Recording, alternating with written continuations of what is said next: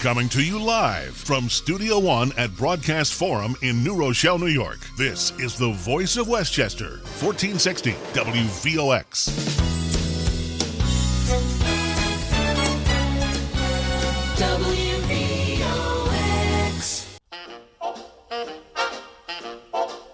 Oh, we ain't got a barrel of money.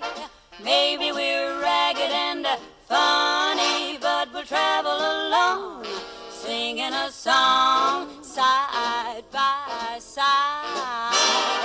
Don't know what's coming. This is Fran Sisco, and welcome to the Crisis Help Radio Show. Our call-in number is 914-636-0110. Our show is about crisis, how to deal with it, and different strategies about dealing with it. I'm with my co-hosts, Tom Sullivan and Kelly Sisco tonight. Hello. Hi, Kelly. Hi, Tom. How are you? Good. We have calling in two documentarians. I think that's the phrase for them. Lester Blum, who is a photographer, and Rios, who is a videographer and a writer. And the two of them have put together several projects that I think you will find very interesting. And one of them will be on exhibit this coming Saturday in Staten Island. We'll hear more about that. They also have been involved in a number of other projects which often help people in dealing with their lives. So, Tom, do you want to add anything to that before we have Lester and Rios on? I just want to say welcome back. Last month, I'm sorry. I just got a little blast out of there. Last month you weren't here. You were in San Francisco, a city that was actually named after you. That's which right. They still haven't named anything after me, It's and I'm very right. jealous about that actually. But maybe someday I'll get a big city named after me. So, did you have a nice time? Yeah, How did everything turn out well? It was great. I actually performed at Divas, which is in San Francisco. Great. And I didn't leave my heart there, and I didn't. Unlike Tony Bennett, who just turned 90 years old. God bless him. 90. God bless him. And still singing away. An amazing man. So, so glad to be back. And you did a show in the meantime last month. I did about the Bronx with Charlie Maloney. I did. We dedicated. I'm just hearing "Left My Heart in San Francisco" in the background. Thank you, Tony Bennett. It's uncanny. My voice is so much like his too. I know. It really is amazing. Talk about the Bronx. Grandmama, my mom's mother. When my mom was born in the Bronx, she has a book on her coffee table. It shows all pictures of various Bronx through the years, how it's changed and stuff. Yeah, that's right. And there are several websites about that. And I encourage anybody who wants to call in, and we can send you. Tom could send you the link to the show that's on YouTube right now. That we did last month. Yeah, it's up on YouTube. It's on YouTube. We did a lot of singers from the Bronx, Bobby Darin and Deanna and the Belmonts and the Ronettes and the Blues Magoos, Carly Simon. It was a great show. So check it out if you get the and a lot of discussion about how beautiful the Bronx is. I lived in the Bronx. I lived in the Bronx for 11 years. I do. All my children were born in the Bronx. I lived in a suburb of the Bronx, Mount Vernon. Mount Vernon is not the Bronx. People always say that. Well, it's interesting because I read about this somewhere in 1898 when the city of New York was being incorporated into 5 boroughs, because they were all separate up until that point. There was some discussion of Mount Vernon becoming part of the Bronx, becoming part of New York City. And apparently the voters of Mount Vernon were giving a choice between being a part of New York City or being part of Westchester County. So you can decide for yourself whether they chose wisely or not.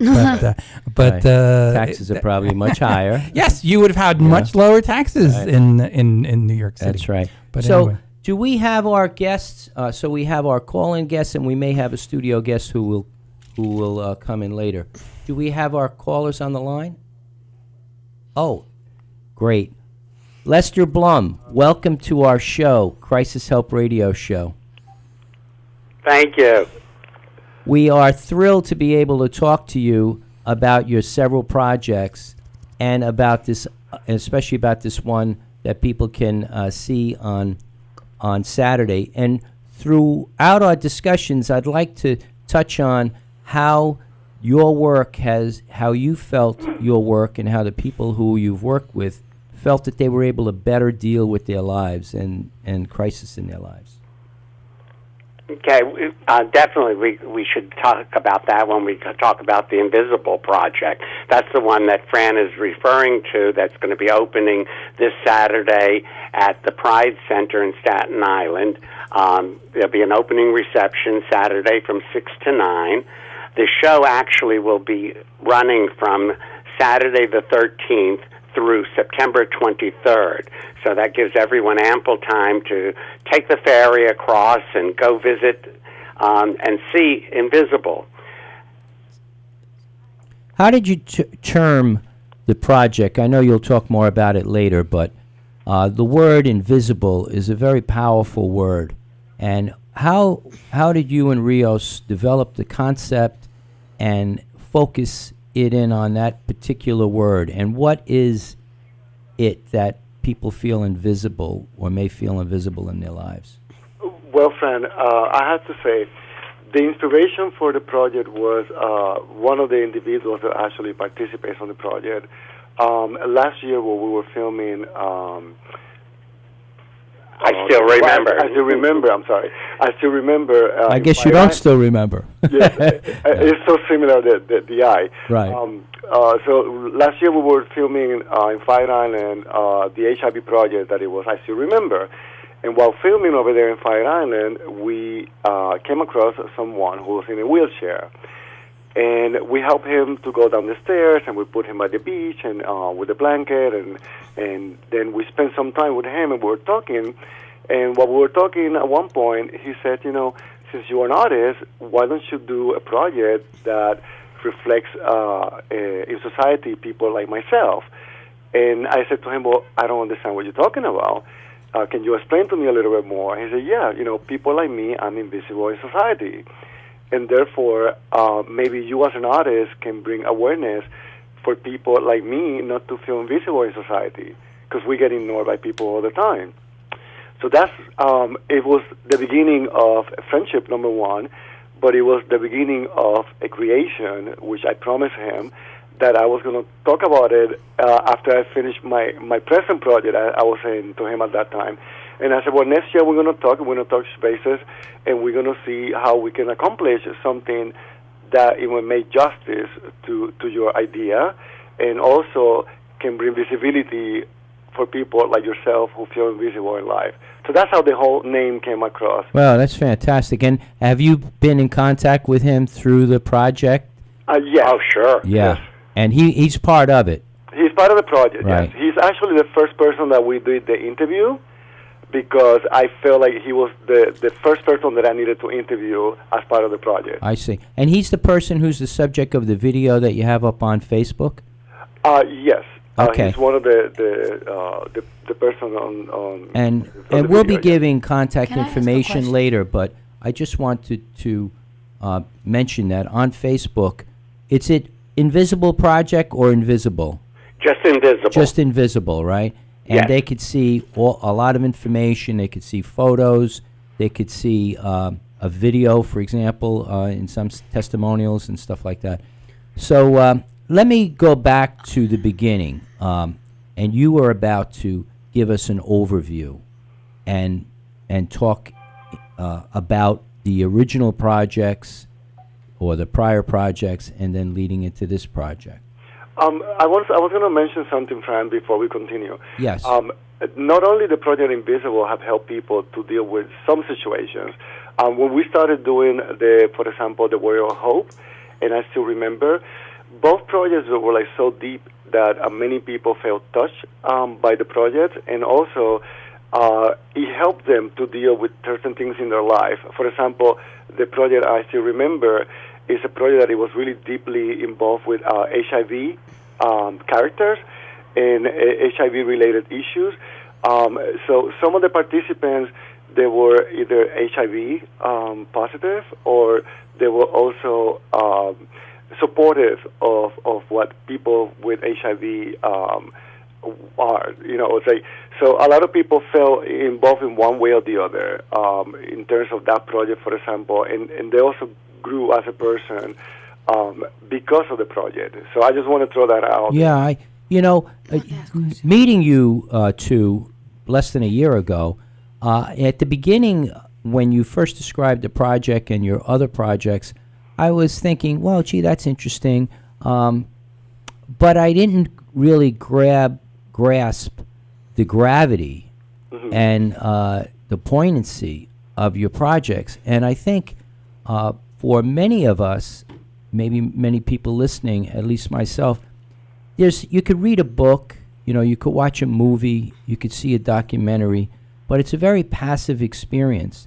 And whereas a project, being involved in a project is really being involved and seeing it and interacting with the, should I say, documentarians, or how do you classify?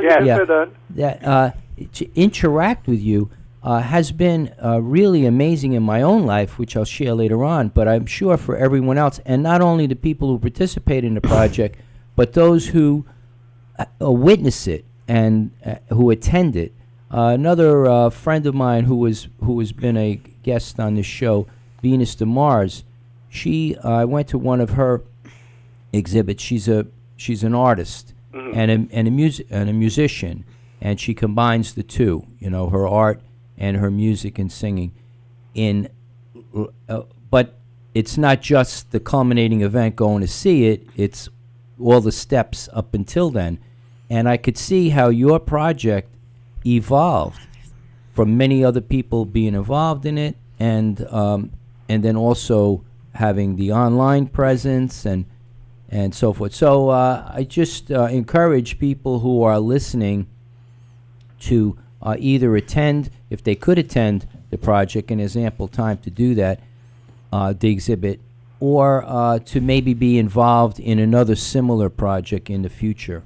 Well, Fran, I have to touch on that subject a little bit, because it is really funny the way Lester and I would work together. We present these concepts to a society, number one, but also it's really interesting to see how we photograph the project. We photograph the project in a way that is like cinema photography. And except it's still photography. The first two projects, The Warrior of Hope and I Still Remember, are still photography, but they're photographed in a cinematic style. So everything moves, and it gives more emotion to the viewer. How does it move? There's a sequence of photos? Yes, actually, yes. As you know, I'm an actor. So when I do film and, for commercials or TV shows or movies, it's always an action thing. It's a film. So it came to mind, why don't I photograph things in action?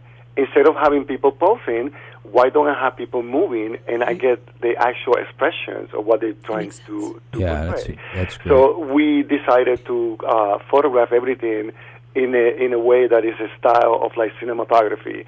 So everything that you see is people actually making actions and movements and actually projecting exactly what they're doing. So I film every aspect of the photograph in a cinematography way. I just want to clarify something. When you talk about the word invisible, some people might not exactly understand what you mean when you say invisible. I'm thinking that what this is about is feeling isolated, feeling vulnerable, feeling disconnected from other people. Is that what you're talking about when you talk about people feeling invisible? Yes, when we're talking about invisible, for example, that's exactly what we're talking about. It goes a little bit beyond that, and it goes a little bit deeper. A perfect example of what invisibility is. Think about the homeless. The homeless exist. We walk by them every day, but we choose to ignore their existence. So therefore, they are invisible into society. Now, that invisibility can be from other causes as well. But that's a perfect example of it. It's a two-way invisibility. They feel invisible because the people around them don't see them. Right, and feel we it. don't want, and we we don't as want- a society we don't want to choose, see right. them. Right. Disabled Now, you have veterans. other causes of yeah. invisibility that we can talk about later, but that's a good explanation of Well, what. on that one point, I want to add this about my own self because I was a participant in the project. And when you first approached me, my life right now as a transgender woman, I feel highly visible. I'm performing a lot. I didn't do that much of that when I was living as a man. And I don't feel invisible at all as a female, but I did feel very invisible as a male many Right. times. And what it led for me to, luckily I was in a situation of being homeless or disadvantaged that way or disabled or whatever. But it was a very heavy thing, and the word invisible really captures it, because I felt like I wasn't being true to myself, and I would act out and be ultra competitive and try to draw attention to myself in a way that I felt that I wasn't getting by just being a man. It probably doesn't even make sense, and I still can't really make too Can much I ask sense something? out of it. But to be visible is very, very important. It can make night and day difference. Do in people it. really feel more invisible by society? Society makes them feel invisible, or do they feel invisible from their own feelings? Kelly, there's it's a both. difference. Society does it in some respects. For example, physical disabilities like Bruce that we were talking about earlier.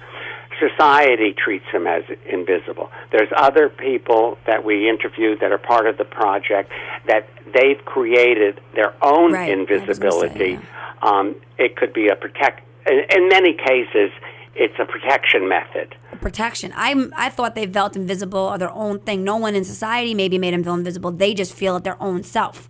It's Yeah, both. some people like choose. you maybe you didn't. I don't know if society make you feel invisible as a Right, man. that's You right. felt invisible as a man. Right. So it could be society or your own thoughts. Right. There's a it's a different ways to look combination at it. of a lot of different things because it works differently for everyone. Right. Now, I want to point that out that Fran, for example, it was one of the stories that it was a twist, if you want to call it, because Fran did feel invisible before as a man, not any longer now that she is living her life as a female. I don't think Fran has to worry about attracting attention anymore. Of course not. But my point Right, is over that's the here, point. most of our stories within the project are of invisibility, but we did want to bring something that it was a little bit different, something that someone can voice something differently other than feeling invisible.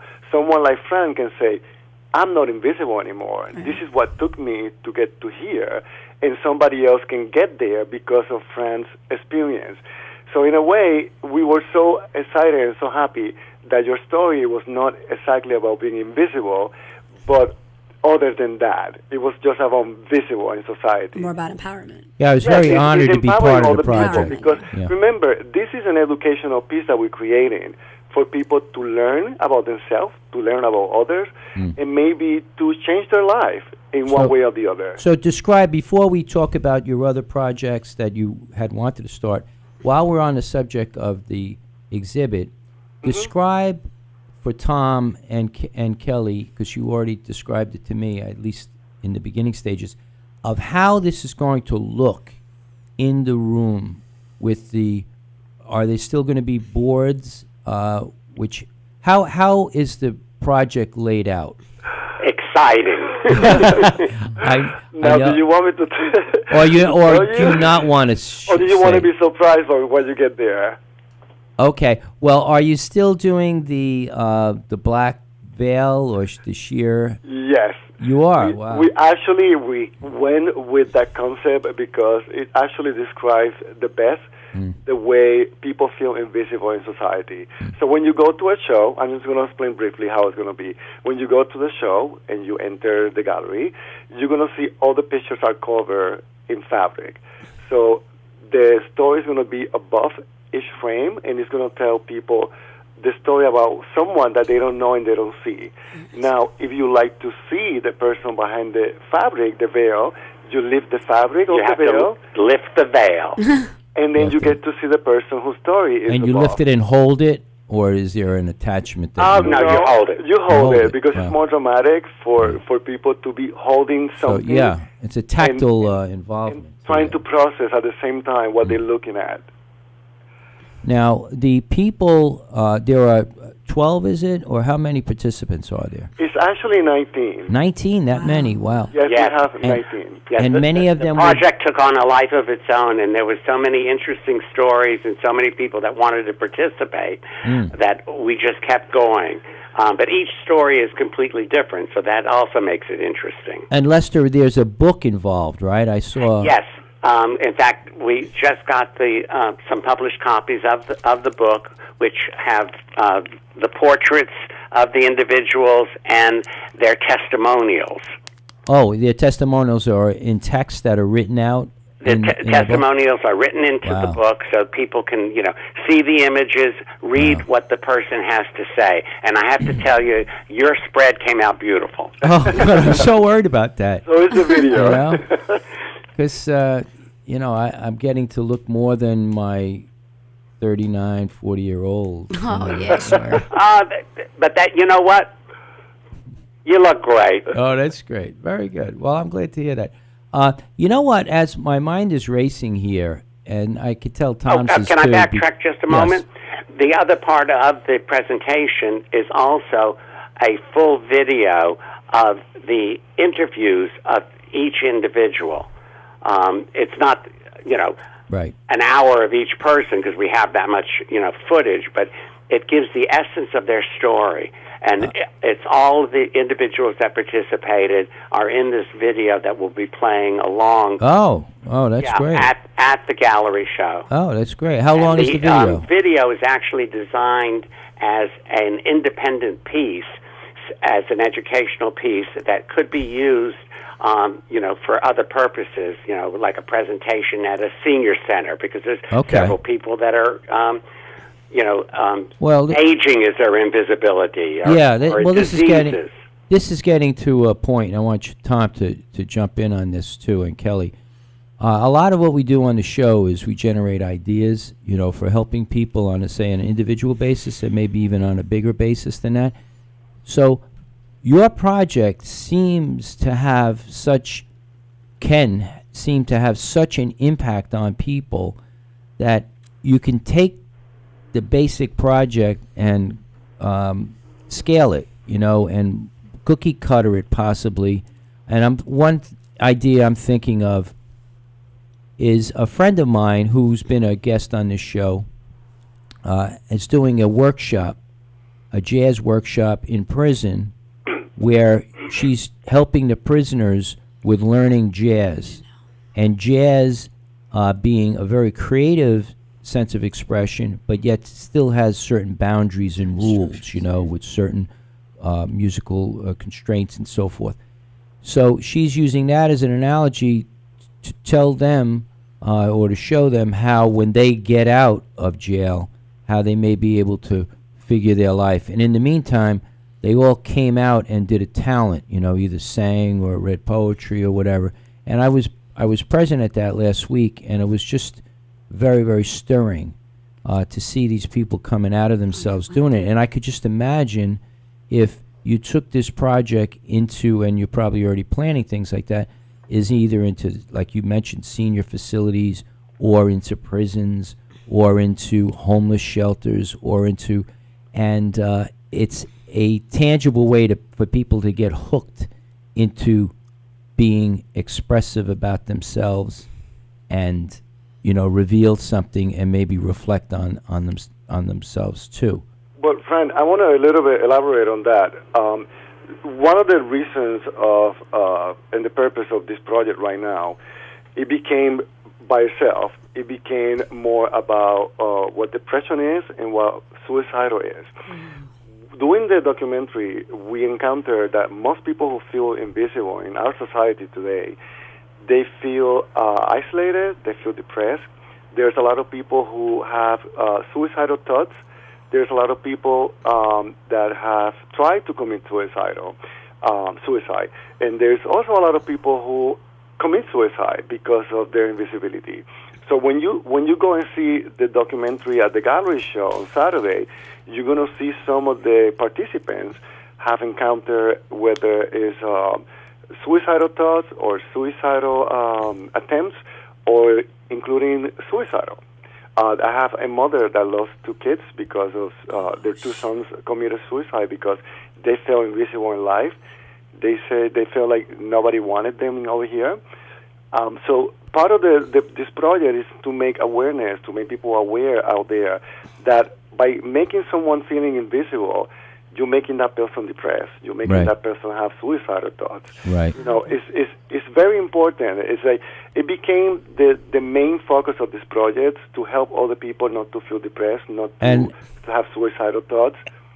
And while you're doing the project, in addition to the project itself, helping people with visibility, what are the other things that you saw?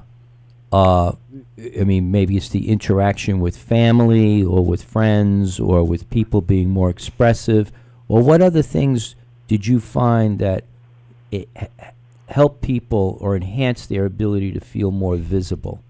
Well, one of the things that I noticed throughout the interviews was the fact that people seem to come out of their shell a little bit by talking about their invisibility. So by giving them a platform to speak about it, they were able to raise that veil, maybe a lot, maybe only a little, but it was better than it was prior to participating in the project. So that's one of the positive things that I saw throughout. But also, Fran, not only that, but for example, like your interview is not actually the only interview that have like a positive twist to it. We have other 2 stories that are very compelling and very inspiring about being positive and bringing some positive thoughts to the project and in life in general.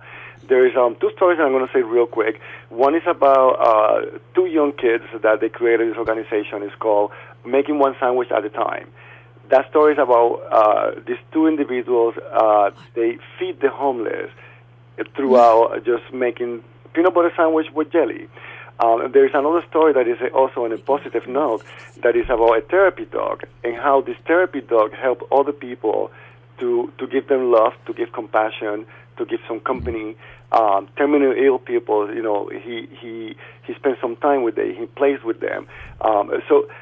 You know, we try to balance it off about, I want to present something that it shows someone feeling invisible, but also I did wanted to show, or Lester and I in this case, we wanted to show something that is on a positive note and bringing something positive into people's life that, you know, maybe we can make a difference if we can be like those people that they're doing something different to change, you know, the world. Yeah. You know, people feel very lonely, and there's a connection, clearly. What is loneliness? It's feeling cut off. It's feeling invisible. Oddly enough, I was just watching a television program today about deaf people, and I was thinking about you because your brother, Robert, was deaf. Right.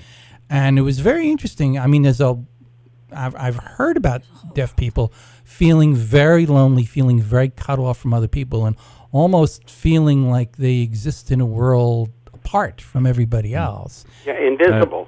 They feel. I remember talking about my brother and that feeling of invisibility among deaf people. It's probably about 30 years ago, but I learned in sign language they have their own culture. It's like a separate world among the regular world, their own culture. And part of it is that there aren't ramps to the other cultures. But there's not a way to access the other culture. Right. So, like Lester was saying about one of his examples, your help to always help crisis is to be fully expressed. And he was saying, talking about being fully expressed, explaining, talking about your situation, getting someone to have a friend that could listen to you, or an outlet or a story to tell. And that's what you always say. Well, that's being what more fully expressed. Show, one of our main themes is that through full expression, people get a way to hear what they're thinking inside by expressing it, and they get to try out different ideas through the expression. Or getting someone else's feedback. Right, and then the people that are hearing it are able to get to respond to them, and it's through that interactivity that real change can happen. It often doesn't happen through just meditating or going within. Being It's passive, often right. going through. But going back to what Tom was saying about deafness, my brother was deaf probably since he was 2 years old, 1.5 years old, and he was incredibly smart, and he was able to live in the hearing world through developing skills of lip reading and things like that. And he wore hearing aids that helped a bit, but not really that much. It was through these other workarounds that he was able to live in the hearing world. But then he found later on, when he went to college, he went to the National Institute for the Deaf which is part of Rochester Institute of Technology. And for a time, he went into living in the deaf world, because they were mainly deaf people there. And they had their own culture, their own feeling. And that happens among, we know, A lot of cultures. all cultures, ghetto environments and things like that. And the way often to get out of that is to cross-pollinate and to do things in other cultures. So, for example, one way I tried, and I wasn't really that successful at it, but one way I tried is I knew that the deaf people, especially those who had some hearing but not enough, couldn't really appreciate music. They could hear vibrations enough to dance, but they couldn't really listen to what the song was saying. And songs are so important in conveying thoughts and beliefs and love and everything, that they were really missing out on a large part of that. So I developed a synchronization method of sort of like karaoke, before karaoke came out, where they could hear a song and they could match up some of these unintelligible sounds to the words, and they could then understand the meaning of a song. So anyway, one time I went down to Gallaudet College and I did a display of this system, and I looked out onto the audience because I was so wrapped up into the equipment. I looked out and there were about 25 people, and they all were crying because it was first time that they really understood music. Say and it again. What'd you songs. do? You put emotions. No, to- they were it was just like karaoke, but it was before karaoke was It was the developed. words to the music. Yeah, it was the words to the music, but it was Or synchronized, synchronized video. like good karaoke is. It was synchronized, Right, so they could that watch, they could read along. match up the sounds they were in. So anyway, I'm suspecting that you're going to, and you probably already have had, many of those visceral reactions and emotional reactions from people. And Tom is very right. We all get surprised by feeling, oh, gee, I didn't really appreciate, right, Sure. what other people were going through, Yes. until you're faced with it, say, in your own family or a friend. Or take people in hospice situations, talking about invisible. They're probably, they're 1 foot, out of this world and another foot in another world. Can I give an example just quickly? I was watching the movie Straight Outta Compton last night. I've seen it before, but I saw it again. Straight Outta Compton's about Ice Cube and Dr. Dre, how their group formed, the rap group. They were living in Compton in LA, and they felt very invisible. They needed an outlet to express themselves. And rap music was a way for them to express themselves. But the police didn't like what they were saying, and they thought they had freedom of expression. And they did have freedom of expression, but they were cursing at the police for all the negativity towards the black that they were getting, for their racism, for their language, for their culture, for their style. And they didn't like that. So that was their way of trying to be not invisible. Not that maybe that was the wrong way, the right way. It was their way, and it was their way that they wanted to choose to do it. But the society did not conform with it. In the end, society did, because they became very famous and they got away with it. But they had a lot of struggles trying to have their way of expression. Right. Eazy-E was the third person in that group. And he died. And it's very good that you brought that up, because sometimes, because we're invisible, we reach out like they did and did some gangster rap that went maybe too far over the moon and stuff, and caused additional violence and things like that. They went, they pushed on it too much and they went too far.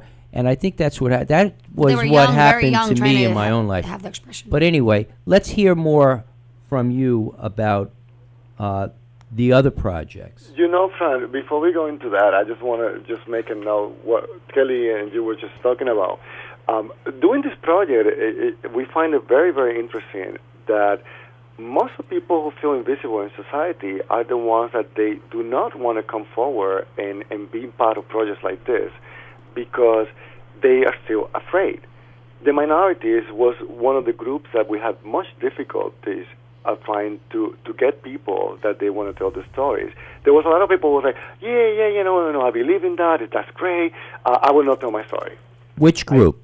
Well, mostly, you to be honest, the black and African American and Latino population. Really? They were the most that they were afraid of coming forward and to being part of an invisible project. But yet, they are the ones who say that they had the most invisibility in society. Wow, isn't that there's a certain safety in invisibility. It's like nobody can hurt me if they can't see me, Right. Yeah, correct. And a lot of people feel that if you go out there and you reveal yourself, More negativity. you can get hurt. People can be mean to you.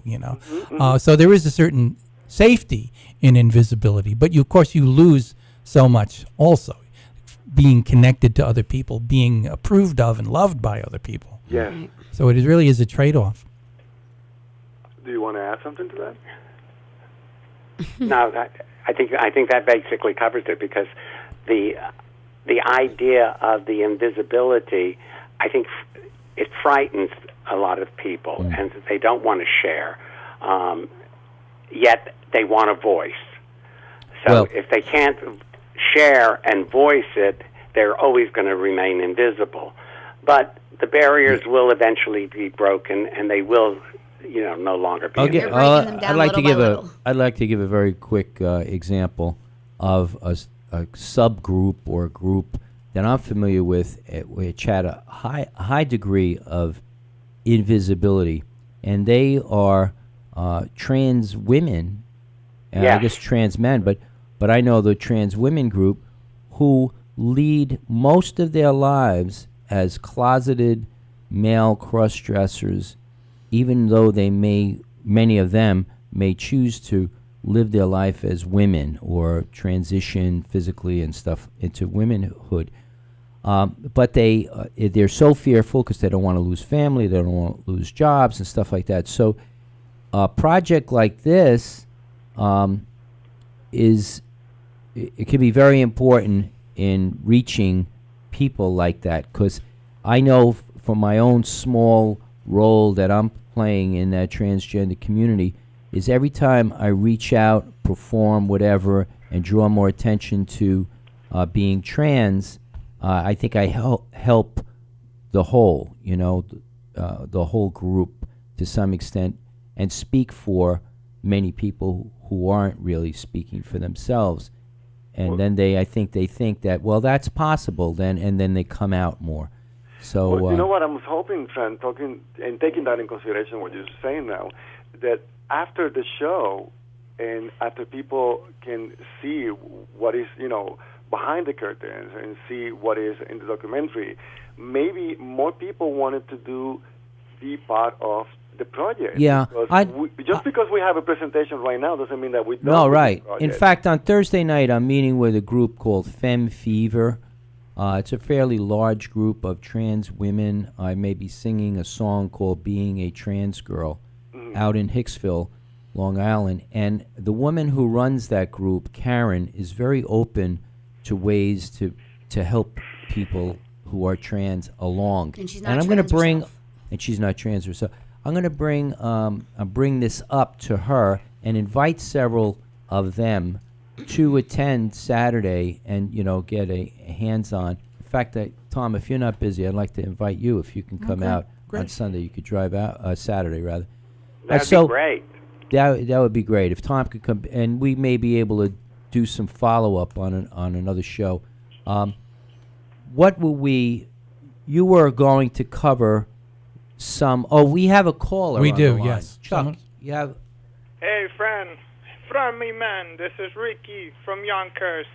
My friend Ricky. He's Oh, He didn't okay. know who Hi, it was. hi, Ricky. I Yeah. didn't recognize He your was voice kidding. at first. Hey, Have you how been doing, listening man? to our show? I like the topic about of feeling invisible. It's a very interesting topic. Can you just speak up a little bit? I like the topic about feeling invisible. It's a very good topic. I was just listening on the TuneIn app that VOX had. Maybe you would like to also come to the exhibit on Saturday, or at least we could tell you more about it, and you could attend on another time. Yeah. But do you feel invisible in your own life? Well, I really don't feel invisible, but it's just like because I'm more of a introvert. So I thought I being like an to talk introvert to is people. being You meant invisible. extrovert. Extrovert, correct. Okay. Yes, thank you. All right, that's a Because good. I like talking to people. I like good learning distinction from to like different like cultures. And Yeah, Ricky's really outgoing. He mixes with all kinds of people. Well, that's very good. Do you think that that's feeling invisible is just more of not. There's not a lot of people that have faith within their body. They have a little bit of self-esteem Right. issues. It's just more of having faith and just like being outgoing, talking to people, learning different. Yeah, sometimes it can't only come from within, though. Sometimes or often you need the assistance of other people, and sometimes you can't get it unless you really ask, Yeah. So, but anyway, thanks so much for... That's correct, but you always have to like get assistance as well, and that assistant will be like your Simeon during the Bible, like the Bible ages, because Jesus like was feeling invisible at the time, and he had like a guiding partner, which is Simeon, like Moses as well when he was confronted by the Pharaoh about letting his people go. Okay, well, thank you very much for calling. We appreciate your speaking to us, and maybe you can come out there on Sunday. Thank you, Ricky. Thank you, Ricky. Thanks for your input. Fran, one Yes. thing Ricky's call brought to mind. Perhaps your listeners would be interested in knowing that the August issue of A&U magazine will be having a spread in the magazine about the Invisible Project, along with pictures and descriptions of what the project is all about. The magazine should be out probably within the week, the actual publication. Wow, very good. They're just starting to put parts of it online This for is- the August issue. It's Yeah. A&U magazine August issue. And it's A and ampersand U. What is the A and the U? That is an HIV magazine. Yeah, actually. HIV magazine. Yeah, And certainly HIV. that's very good. And there are many of these specialty magazines in sectors that are served by helping organizations that could, maybe people listening are connected with a magazine or a newspaper or some publication that would be interested in covering Yeah, your story. we're hoping for that because actually we Yes. have a little bit of like a rough time trying to get a message out there because people are not really willing Right, to give us a moment in time, so to speak. right. So it's been very difficult. I mean, venues like this one give us. Well, the you're doing it opportunity- tonight because I think we have 2.5 million people listening at this Wow. point. I think, right, Tom? Oh, I It's think about it's more than that at this point. I well, think you know, we're when you just At count this the point. other growing by countries and growing by everything, leaps yeah. and bounds. Well, we're looking for more participation in support of the media, our gay community, Right. our Latin community, and other communities, like foundations, governmental offices that the door's been shut. We haven't Yeah. had any opportunities to get our project out there the way we should have it. Maybe by listening to this, maybe they will give us an opportunity in a vehicle to present this to the world. To the Yeah, rest I of the think world. so. And It's often very difficult as individuals presenting projects of social implications Right. to be received by foundations, by government offices. They tend to shove you aside or not even respond, period. So We're it may very open for be helpful. any kind of communication. Now, let me just ask you whether one thing, it's the because media or with any kind of support. Because you've got this exhibit. It's going to be on Sunday. Saturday. Saturday. I'm sorry, and it's and that's in Staten Island. It is in Staten Island. And whereabouts is that? It's at the Pride Center of Staten Island. The address is 25 Victory Boulevard on the 3rd floor. It's very simple to get to. You take the Staten Island ferry, and you either can walk, it's a maximum 15-minute walk, or you can take right outside of the ferry, you take the number 46 or the number 48 bus, either bus, and it's the third stop. The third stop is right in front of the entrance to the building. Now for people who don't remember that, or they want to pass on information to friends and stuff, is this information also on your website, Lester? No, it's not on my not. website. Okay. It is on Facebook. It will be on Facebook. We'll be on Facebook. And now Facebook, everybody can get on Facebook. Facebook, you type into the search bar, Invisible, right? And then I think what is the icon or the graphic? Is it of Rios with a veil? There's a picture of me with a veil, Okay. all in black, and next to it is the invitation for the Staten Island Pride Center. Right. And now just for listeners, because there are, I'm sure, many celebrities who want to join in on endorsing your project and everything, right? Hopefully, But your first name, Rios, I always call you Rios and stuff. Yes, I go by Rios. You go by Rios. But sort of my like actual name is Vladimir. Vladimir. Yeah, Vladimir Rios. Okay. And Lester, your name is Lester Blum, spelled B-L-U-M. Correct. And your website is lesterblumphotography.com. That is in case correct. people want to also get to you that way. And by car, you mentioned subway and stuff. What about by car? Verrazzano, right? Yes, the Verrazzano Bridge or ferry, I guess. But if they go on the Verrazzano Bridge, how far from the bridge is it? You know what? Let me say it this way. I haven't been to Staten Island in many years, and almost everyone I've been talking to says that they haven't been there in 10 or 15 years. It may be a good day to go out and see Staten Island again. Yeah, I have. right? I've been there once. Right? I really think only it's been there great. once. I think it's great. I was in Staten Island not too long ago, actually. Oh, It's going to be a is that beautiful day anyway. There's a lot to see on Staten Now, Island. you can get a lot of good Italian food there, right? Because they have a very high Italian-American population Yeah, there, yeah, right? right. They all Restaurants are moved good. over from Brooklyn and New Jersey. They all went to Staten Right, Island. and some from Mount Vernon, maybe. And, all right, so what else? We have 10 minutes remaining. Was there another caller? Yes, that would be me. We have Right, another please. caller on the line. Hello, caller. This is Fran Sisco. I'm with Tom Sullivan and Kelly Sisco, and our call-in guests are Lester Blum and Rios. Vladimir Rios. Yes. Hi, this is Gerard Woods. Hello, Gerard. I work with Lester and Rios.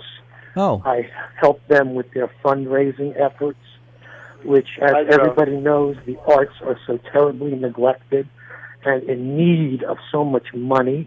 right.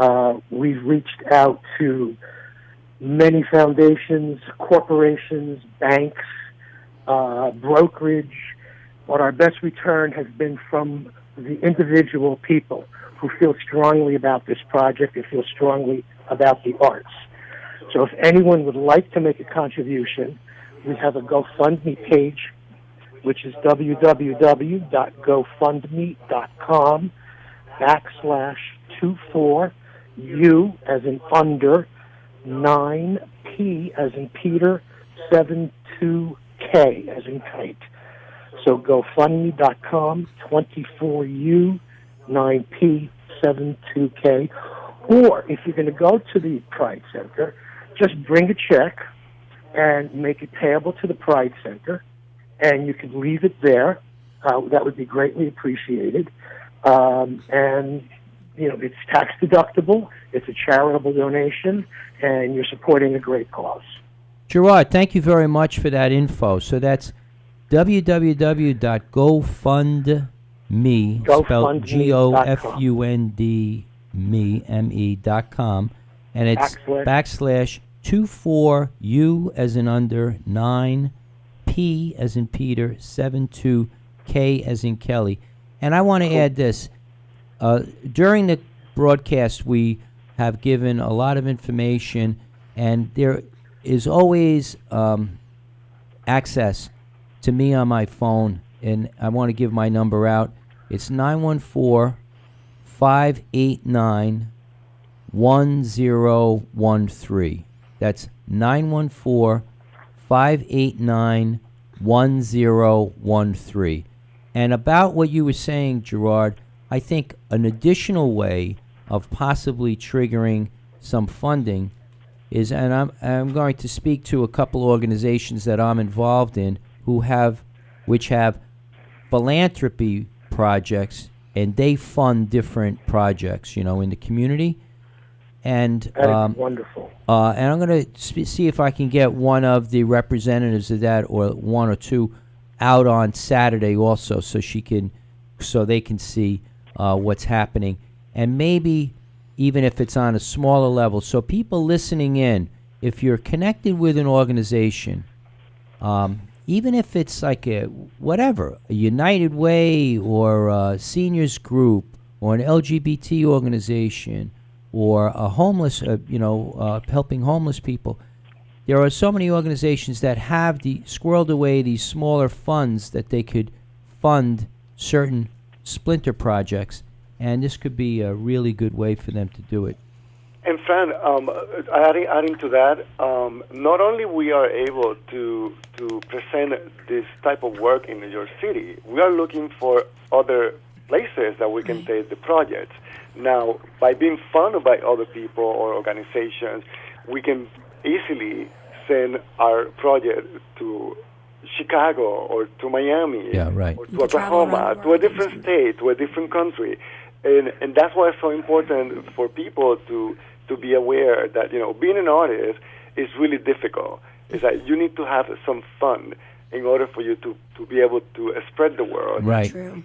Someplace else. I want to add this idea in, and it's probably just maybe another idea or whatever, but I would love to see a documentary done of you two. That'd be cool. Conceiving this project, starting the project, and following it through, of an example of two people who had an idea, or one man had an idea, spoke to you two people, and how that has gone, and hopefully helping, scores, if not hundreds of more people. Well, it's funny you mentioned that, Fran, because that very kind of topic is something that we're talking about in reference to one of the other projects, and that is to create a documentary in that flavor. Yeah, that's great. Yeah, that's great. Around one of the other projects that we've created. Actually, it was to some extent, I Still Remember project. I would like to be involved in something like that. Tom, you had some other things you wanted to say? No, I just wanted to say this has been very interesting, and we want to thank you both for being here. We've only got about another 2 minutes left, but this has been very enjoyable and very enlightening. And want to just encourage everybody to come out on Saturday. And what time again is that on Saturday?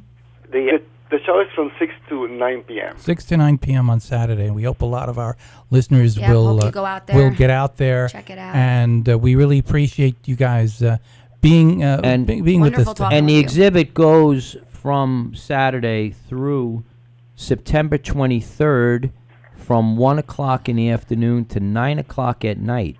Do people need to Monday call through Friday? Monday through Friday. Do people need to call in advance? I'd like to give that phone number out. I would recommend that they call in advance because it's in the main room. The number to call would be 718-808-1360, just to check the gallery availability. Right. And once again, with all that information, if anyone just wants to call my number, I can give them all that. Is 914. Or they can send me an email. Okay. lbphoto18@gmail.com. Okay, and it's LB for Lester Blum, and 18 because that's how old you feel. Well, photo. Right? And your number wasn't giving. Right. Your number wasn't given. Photo. Right. LB Photo 18 @gmail.com. And Fran's number was 914-589-1013. That's There we right. go. All right. we Tom, I want to ask Tom, what have you felt invisible about in your life? Well, I think it's interesting, and we only have a minute or so left. I think everybody has areas in their life. It could be an illness. It could be have to do with disability. There are so many. There are so many areas where people feel like lonely and cut off from others. I myself suffer from something called obsessive compulsive disorder. Oh my God, that's exactly what I was going to say. And it's interesting because it took me a lot of time to come to peace with That's that. exactly what I was going to say. And it was very freeing when I finally did, first of all, understand myself. Because for so many years I didn't understand what the issue was. I'm sort of a mental illness hypochondriac. Every time I hear of a new mental illness, I suddenly think that I have it. Oh my goodness. And when I good. finally realized what it was OCD, I realized, well, that's not so bad, and it's very liberating. Well, once I feel the same once way you as you. liberate it. Once And you you know what realize you what it is. collected, Tom? You collected facts and information probably more than anybody Well, around. that makes two And people Kelly that has have OCD problems. Yes. Maybe not the same form of OCD, but I definitely have obsessive compulsive hoarding issues and other thought issues about OCD that You should have you should anxiety talk to yourself. about. Who was but that caller? We're You dealing. wanna say something? It's. Oh, okay. Okay. We had Too another late. call. Thank you all very Well, much, I hope Kelly. everyone I can cut you off. You feel were less talking about your invisible. OCD. Yes, we all need to be more visible. Rios and Lester, thank you so much for a wonderful show. See you on Saturday. See you Saturday. Good See you night. Saturday. Good luck with all Thanks, of that. Tom. Thanks, Okay. Kelly. And I'm Fran Sisco.